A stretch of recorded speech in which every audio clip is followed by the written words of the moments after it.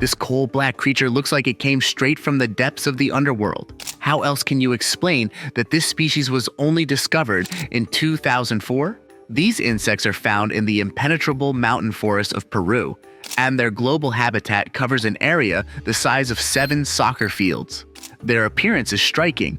Yellow eyes, a red mouth as if stained with blood, and tiny crimson wings.